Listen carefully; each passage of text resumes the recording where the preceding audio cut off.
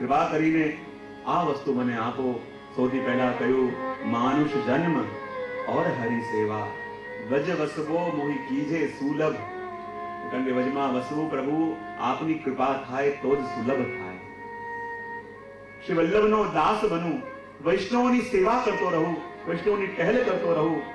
અને કૃપાનાથ એવી કૃપા કરો કે મારા કર્ણમાં કંઈ પડે તો માત્ર શ્રીમદ ભાગવતજીના વર્ણ પડે, નિત્યપતિ શ્રીમદ ભાગવતજીનું શ્રવણ કરતો રહું। અને એવી કૃપા પ્રભુ કરો કે જ્યારે એવો વરદાન પ્રભુ મને આપો કે જ્યારે ઠાકોરજીની સમક્ષ પ્રભુના દર્શન કરવા માટે જાઉં તો પ્રભુ મારા નેત્રોને અને મારા મનને પ્રભુના દર્શન કરી ક્યારે પણ તૃપ્તિ ન થાય। પ્રભુ એવા વરદાન મને આપો। શું કહે છેલ્લી પંક્તિની અંદર? પરમાનંદ परमानंद दास यह मांगत, परमानंद दास यह मांगत, नित निरखो कब पून अधाओ, यह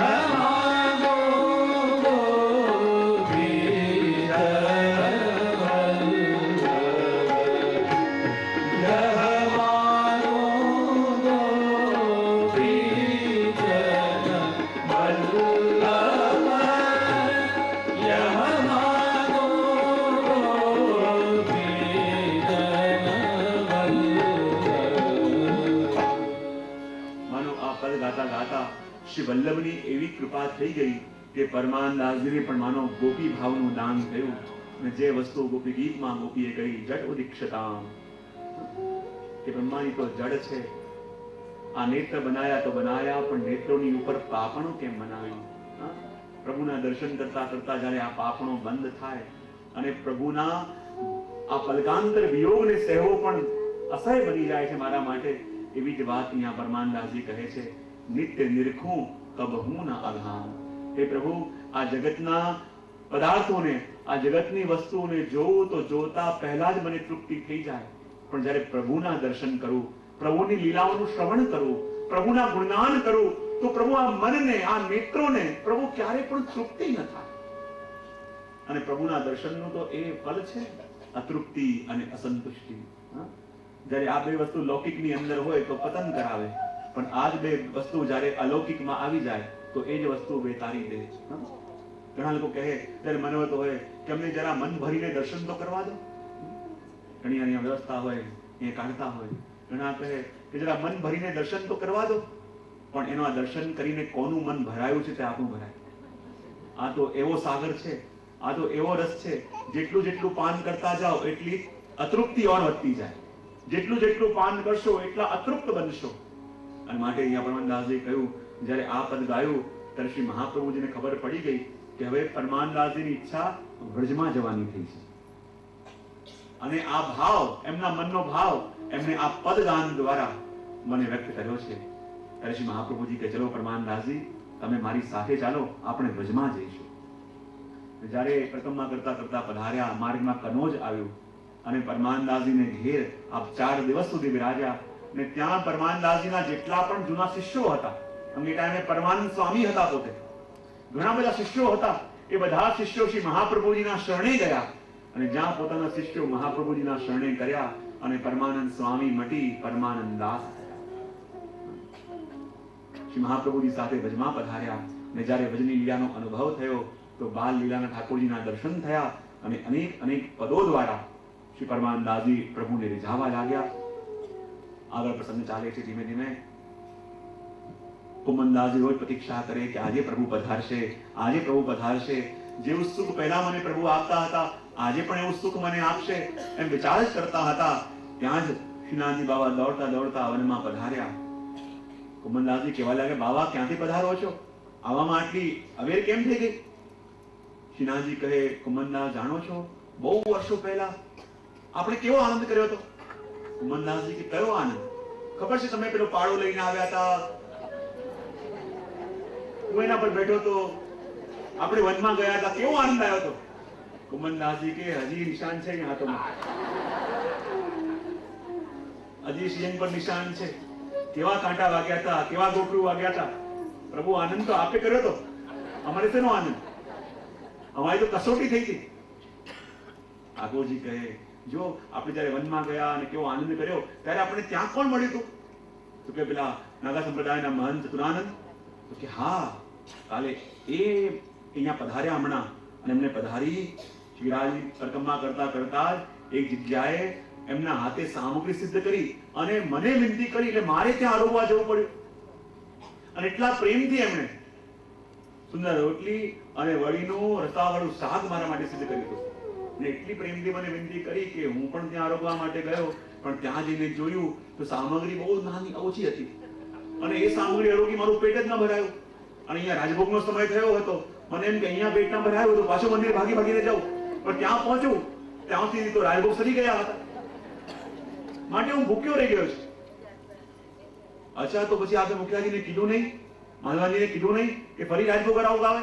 બોલે મેં કીધું એમને, અને એમણે ફરી રાજભોગ અરોગાયો પણ ખરા, પણ મનથી નથી અરોગાયો. એમને લાગ્યું કે જો આ ભગવાન પણ કેવા છે, વારે વારે રાજભોગ અરોગે છે, અને પાછો રાજભોગ અરોગાયો પણ પ્રેમથી સામગ્રી સિદ્ધ કરી નથી, એટલે હું અરોગ્યો નહીં અને આપની પાસે આવી ગયો. શું કુમન તારી પાસે કઈ છે? બોલે કૃપાનાથ, હા, હજી પોટલી પડી છે, ખોલી નથી મેં. કુમન કઈ લઈને આવી જા, મને બહુ ભૂખ લાગી છે, મને બહુ ભૂખ લાગી છે. વાગતા વાગતા કુમનદાસજી ગયા અને અંદરથી એટલે પોટલી લઈને આવ્યા, અને જ્યાં પોટલી ખોલી, બોલે શું છે? બોલે કહે બેજરની રોટલી છે, પછી ટેડીનું શાક છે, પછી અથાણું છે અને છાશ છે. જો આ રોટી જરા કડક લાગશે તો પ્રભુ આ બે ટૂંક રોટી ની ખાઓ અને 2 ઘૂંટ છાશ ના પીઓ. પ્રભુ કે ઠીક છે. પ્રભુ બિરાજી ગયા આગળ કુમનદાસજી, અને કહ્યું ક્યાં બિરાજું? મારા ખોળામાં બિરાજી જાઓ. કુમનદાસજીના ખોળામાં બિરાજી, જ્યાં એક ટૂંક તો રોટીની લે, પછી કે હવે મને છાશ પીવડાવ. કુમનદાસજી લઈને એમને છાશ પીવડાવે, અને પાછા જે રોટીની ટૂંક લે.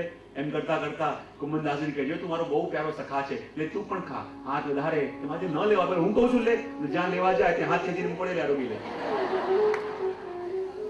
સુંદર હાસ્ય વિનોદ કરતા કરતા, સુંદર લીલાઓ કરતા કરતા, અને ઠાકોરજી કુમનદાસજીને અનેક અનેક પ્રકારનું સુખ આપતા.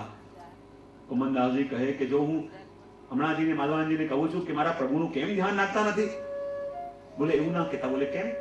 બોલે શ્રી મહાપ્રભુજીના રાખેલા છે, શ્રી મહાપ્રભુજીની આજ્ઞાથી ત્યાં છે, માટે એમને કઈ ના કહેતા. એમને હજી કહેવાનો સમય બાકી છે, હમણાં મારેથી એમને કઈ નહીં કહેવાય. અને કુમનદાસજી સાથે હાસ્ય વિનોદ કરતા કરતા રોજ એમનું અધરામૃતનું દાન કુમનદાસજીને કરાવતા, અને પછી પોતે પધારી જતા. એમ ધીમે ધીમે સમય વ્યતીત થવા લાગ્યો. શ્રી મહાપ્રભુજી પરિક્રમા કરતા કરતા જયારે ગંગા સાગર પધાર્યા, અને ત્યાં ભગવત આજ્ઞા થઈ પ્રભુને લીલામાં પાછા પધારવાની. કરતા કરતા બીજી આજ્ઞા પણ થઈ. કાર્ય ઘણા કરવા બાકી હતા. સુબોધનીજીનું લેખન બાકી હતું, ઘણા દેવીજીઓને શરણમાં લેવાના બાકી હતા. એટલા માટે સીધી 10મા સ્કંદ ઉપર સુબોધનીજી લખવાના પ્રારંભ આપે કર્યા.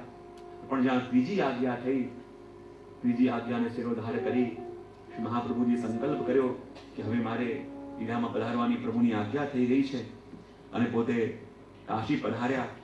અને એના માટે સંકલ્પ કર્યો કે મારે ગૃહસ્થનો ત્યાગ કરવો છે. ત્રિદંડી સંન્યાસ ગ્રહણ કર્યો, અને ત્રિદંડી સંન્યાસ ગ્રહણ કરીને અને કાશી હનુમાન ઘાટ પર વિરાજ્યા. 39 દિવસ સુધી મૌન ધારણ કર્યું. અને જ્યાં 40મા દિવસે શ્રી ગુસાઈજી ગોપીનાથજી ત્યાં પધાર્યા, અને એમને રેતમાં પોતાની આંગળીથી લખીને શિક્ષા શ્લોકીનો ઉપદેશ આપ્યો. યદા બહિર્મુખાયોયમ ભવિષ્યત કથમ જન. 3 શ્લોક આંગળીથી લખીને શ્રી મહાપ્રભુજી એ ગુસાઈજી અને ગોપીનાથજીને ઉપદેશ આપ્યો. પણ જો આ ઉપદેશ માત્ર પોતાના બંને બાળકો માટે નતો. શું શબ્દ વાપર્યો છે? યદા બહિર્મુખા યુયમ ત્વમ યુવામ યુયમ. સંસ્કૃતની અંદર 3 વચન હોય. 2 જણ સામે છે તો યુવામ કહેવું જોઈએ, પણ શું કહ્યું? યુયમ. આ જે ઉપદેશ છે એ માત્ર પોતાના બંને લાલજી માટે નહીં, પણ પોતાના સમગ્ર વૈષ્ણવ સૃષ્ટિ માટે શ્રી મહાપ્રભુજી વચન આપ્યું અને કહ્યું કે જુઓ, જે દિવસે તમે ઠાકોરજીથી બહિર્મુખ થશો, જ્યાં સુધી પ્રભુની સન્મુખ છો, તો આ કાળ તમને ક્યારે પણ બાધક નહીં થાય. પણ જે દિવસે આપણી વૃત્તિઓ, આપણી ઇન્દ્રિયો પ્રભુથી વિમુખ થઈ, એ દિવસે આ કાળનો પ્રવાહ આપણને ક્યાં ખાઈ જશે, આપણને ખબર પણ નહીં પડે. આ જગતમાં તમે બધી જગ્યાએ લૌકિકતા જુઓ, પણ કૃષ્ણની લીલામાં ક્યારે પણ કોઈ લૌકિકતા જોતા નહીં. કૃષ્ણની લીલાની અંદર કોઈ પણ લૌકિક ભાવ રાખતા નહીં. એ ઉપદેશ જ્યારે આપ્યો, એમ કહેવાય સ્વયં શ્રીનાથજી પ્રગટી 1.5 શ્લોક પોતે લખ્યો અને આશ્વાસન આપ્યું કે મારા એવા ગોપીજન વલ્લભની અંદર જેની દૃઢ આસક્તિ છે, એનું ક્યારે પણ વિચલિત નહીં થાય, એ સદા કૃતાર્થ થશે, એવા વચન શ્રીનાથજીએ કહ્યા. અને મનોમન જ્યારે શ્રીનાથજી પધાર્યા, શ્રી મહાપ્રભુજીએ વિનંતી કરી, કૃપાનાથ, મેં તો યથાશક્તિ આપને લાલ લડાવ્યા છે, પણ આગળ પ્રભુ મારા પરિવારમાં યદી કોઈનાથી પણ ક્ષતિ થાય, મારા પરિવારના નાના નાના બાળક પણ પ્રભુ સેવા કરતા કરતા યદી કોઈક અપરાધ કરી દે, તો પ્રભુ આપ એમને ક્ષમા કરજો. બાળકો નાના છે, પ્રભુ જાણતા નથી, કદાચ અપરાધ કરી બેસે. ત્યારે શ્રીનાથજી મહાપ્રભુજીને